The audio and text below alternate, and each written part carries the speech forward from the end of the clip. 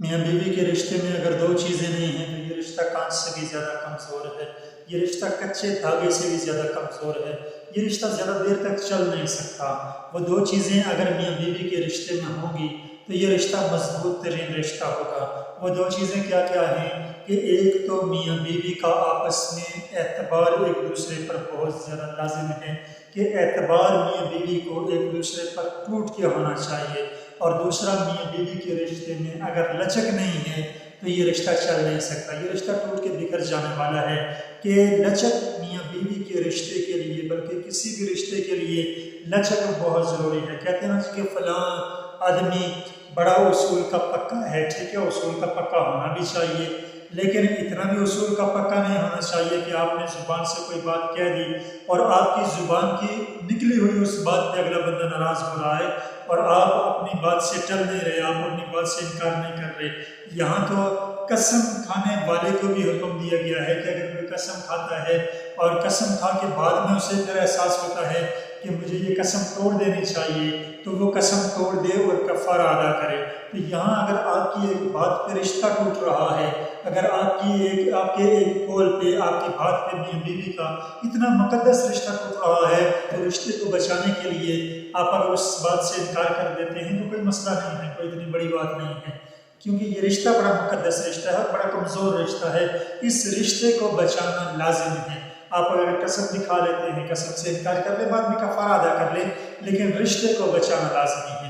तो मियाँ बीवी के रिश्ते में दो चीज़ें लाजमी होनी चाहिए, एक तो एतबार एक दूसरे पर टूट के होना चाहिए और दूसरा इस रिश्ते में लचक होनी चाहिए। ये नहीं कि बीवी कह रही है आज मेरे घर में दाल चावल ही पकेंगे और शौहर कह रहे हैं नहीं जी दाल चावल नहीं पकेंगे, कोई और चीज़ पकेगी। अक्सर मेरे सुनने में भी आया है कि घरों में जो लड़ाई होती है, बीवी कुछ और कह रही होती है और मर्द कुछ और कह रहा होता है। मर्द कह रहा होता है ये काम होना चाहिए, बीवी कह रही होती है नहीं ये काम होगा, मैं कह रही हूँ कि ये काम होना है, ये काम हो के रहेगा। नहीं, कभी कभी बीवी लचक ले लिया करे उस काम में, कभी कभी बीवी हरदर्मी से बाज आ जाया करे। कभी अगर मर्द कहता है कि ये काम हो जाना चाहिए, ये काम होना चाहिए, तो बीवी को चाहिए कि मर्द के कहने पर कभी कभी वो काम कर ले, और कभी कभार मर्द को भी चाहिए कि बीवी जो कह रही है, बीवी की जो चीज़ पसंद है, बीवी की पसंद को मद्देनज़र रखा जाए और बीवी की उस पसंद को आगे करके, बीवी की उस पसंद को मद्देनज़र रखते हुए उसको पूरा करने की कोशिश की जाए। आपस में लचक होनी चाहिए कि मियाँ बीवी का रिश्ता ऐसा रिश्ता है जिसके लिए कायनात के रब अल्लाह ने खुद फरमाया है हन्ना लिबासुल लकुम व अंतुम लिबासुल लहुन्ना, के बीवियाँ मर्दों के लिए लिबास हैं और मर्द बीवियों के लिए लिबास हैं। लिबास का मतलब क्या? लिबास मैंने लिबास पहना हुआ है, तो लिबास सबसे पहला काम क्या करता है कि लिबास मुझे सर्दी और गर्मी से बचाता है। यानी कि बीवी और शोहर जो हैं ये एक दूसरे को मुसीबत परेशानी के वक़्त में एक दूसरे के काम आते हैं, मुसीबत परेशानी में एक दूसरे का साथ देते हैं। जिस तरह लिबास सर्दी और गर्मी में मेरा साथ देता है, लिबास गर्मी और सर्दी में हम सबका साथ देता है, इसी तरह मियाँ बीवी मुसीबत परेशानी में एक दूसरे का साथ देते हैं। दूसरा, लिबास मेरे जिस्म पे लिबास, मेरे जिस्म पे लिबास जीनत है, इसी तरह मियाँ बीवी एक दूसरे की जीनत हैं।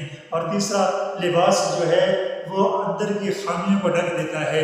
मैंने अंदर बनियान पहनी है, कैसी बनियान है? फटी हुई है। मेरे जिस्म पे मैल है, क्या है? मेरे जिस्म पे दाग धब्बे हैं, क्या है? किसी को नजर तो नहीं आ रहे, ये कोई देख तो नहीं सकता क्योंकि लिबास ने ढक दिए हैं। इसी तरह से मियाँ बीवी एक दूसरे की खामियों को भी ढकने वाले हैं, एक दूसरे के ऐब पे भी पर्दा डालने वाले हैं। जो मियाँ बीवी एक दूसरे के उपयोग पे पर्दा नहीं डाल रहे। चंद दिन पहले हम एक मजलिस में बैठे हुए थे, एक शख्स अपनी बीवी की बुराइयां बयान करना शुरू हो गया। हजरत मेरा और उसका तो जोड़ ही नहीं बनता था, पता नहीं कायनात के रब अल्लाह ने कैसे हमारा जोड़ बना दिया। कहाँ मैं और कहाँ वो निकम्मी नालायक निखटो कहेंगे, मेरा जोड़ पता नहीं कैसे कायनात के रब अल्लाह ने उससे बना दिया। तो ये बहुत बड़ी बेवकूफ़ी है। कायनात के रब अल्लाह ने जिस औरत को तुम्हारे निकाह में दे दिया है, जो औरत तुम्हारे निकाह में आ गई है, उस औरत की बुराइयां मत करो, और जो शौहर तुम्हारे निकाह में आ गया है उसकी बुराइयां मत करो। चाहे कायनात के रब अल्लाह ने उसके अंदर 1000 अयूब रखे हैं, हजार ऐब के बावजूद कायनात के रब अल्लाह ने एक खूबी भी उसमें रखी होगी। हजारों अयूब उसके अंदर हैं, एक खूबी अगर उसके अंदर मौजूद है तो वो उस एक खूबी को देखकर उस पर अपनी जान निछावर कर दो। फिर देखो कायनात का रब अल्लाह कैसे तुम्हारे इस रिश्ते को, इस मुकद्दस रिश्ते को खूबसूरत अंदाज में चलाता है और तुम्हारा घर कैसे जन्नत के बागात में से एक बाग बन जाता है।